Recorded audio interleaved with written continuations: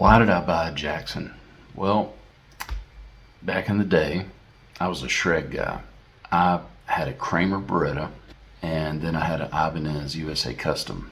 I loved those guitars. They were so easy to play, but I got to a point where I was doing a lot of things that I didn't find were musical, and it was ready for me to go to the next chapter. I did that back in the 90s. I got rid of my Ibanez, got rid of my Kramer, and I got the G&L Strat that's behind me that I still have. So I've had that 30 something years. But I still am an old shredder at heart. I love shred music. Tiramisu comes out on a plate about that big, So keep that in mind. But for me, I still love it, and it's part of who I am. It's part of what I do to a degree. I love the big exaggerated bends. I'm a big fan of John Sykes and Yngwie, of course. And I'm big into the legato techniques of Steve Vai and Joe Satriani. Reverb. There's a reverb shop for Franklin Guitar Works, and I have a friend, an old friend, that works there. His name is Adam Sumner. We go back a long ways, back to Atlanta. Well, I watched their reverb shop, and I got a notification in my email that right before Christmas, blowout at Franklin Guitar Works for overstock. And I couldn't believe it. I got a crazy deal on this. This is a Dinky. It's green and 24 frets. It's got a Jackson licensed Floyd, lock and nut and everything. Now, I got it for an incredible deal, $150. Brand new in the box, factory sealed, plus tax. So I think it was $163 shipped to my house. I had to do that. I saw that and I was like, oh my God, I've been thinking about getting a ShredStick, And I saw that, and it was right before my birthday, and I was like, you know what? Yes, let's do that. That's what I did, and I get it, and it's never been out of the box. So Fender bought Jackson, I think in 2002. These are made in China. These are probably made where the Chinese Fender Squires are made. And I have a few of those, and they're really great guitars. They're great value. So I was like, you know what? And they had a 100% money back guarantee. I was like, you know what? If I don't like it, I can send it back. It's a no lose. Or I could set it up and flip it and make $50 just to put some strings on it and set up the trim. So I get it.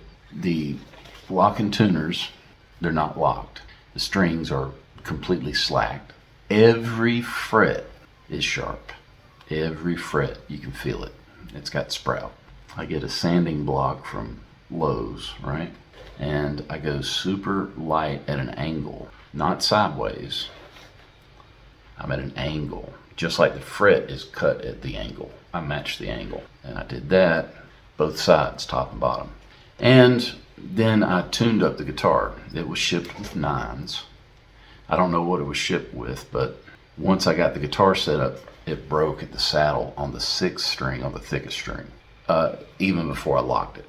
So I was like, all right, gonna have to change the strings, of course. But I wanted to set it up just to get it to float, and I did. Now, again, the guitar is $150, so I'm not complaining. I'm just, if you're thinking about getting a Jackson on the used market or new, this is the J32 Dinky. I had to take the back panel off. It's not painted, and it's rough here. It's rough. Now, that's just being real with you, okay? Honestly, the neck is great.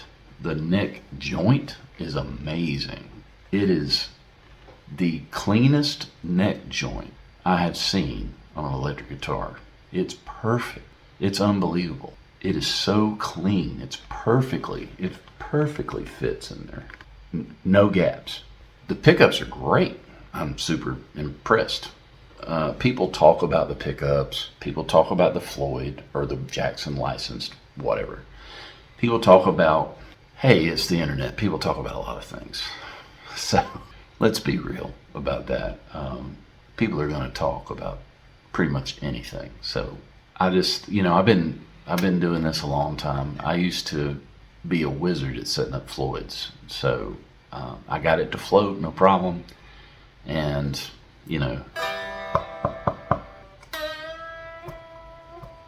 I've had zero tuning issues with this system. The guitar is intonated, it floats. The fingerboard is amaranth. I didn't know what that was, so I looked it up. You know what that is? Back in the day, I used to work in the construction and home remodeling business. Super high-end wood is called Purple Heart. That's what amaranth is. It's a Purple Heart fretboard.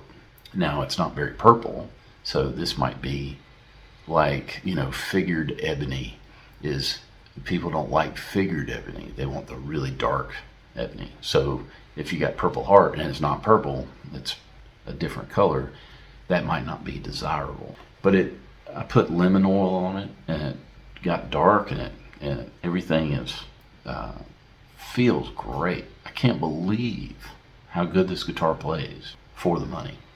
I have a dog snoring over here. Isn't it? Yeah.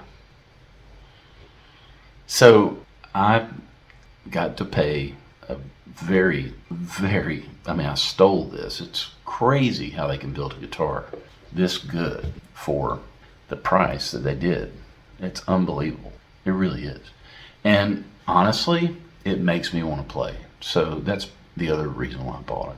It makes me want to play. When I started, and I got a guitar when I was young, but it didn't do anything with it for 2 years. And then I finally started taking lessons from a killer player that I'm still friends with, Jim Birch.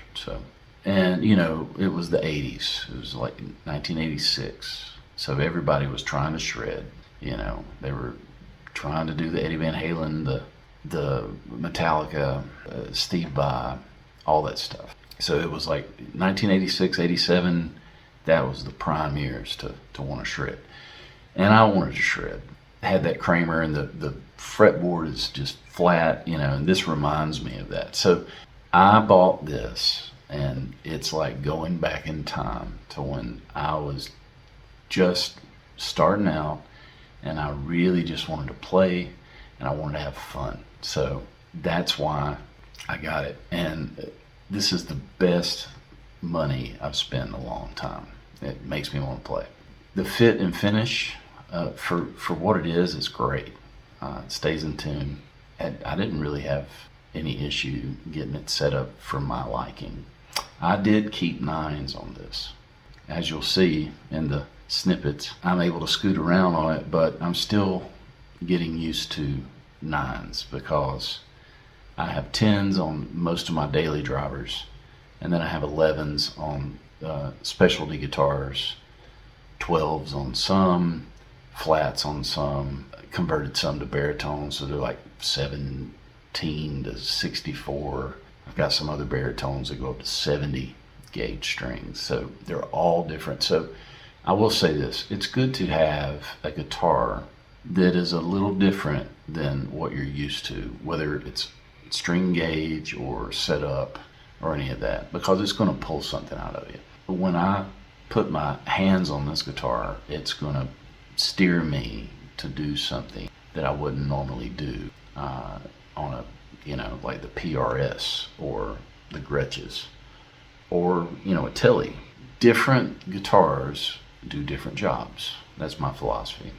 I hope that you learned a little bit about Jackson guitars in general. They have a long history. That's another video for somebody else to do. But I've always wanted one. They made it affordable to do so. Just super happy with it. It's just a blast to play. And it's fun to play things that you wouldn't normally associate on a locking trim, 24 fret, super strat, ShredStick kind of thing. Thanks so much. I hope you got something out of it. Have a great day.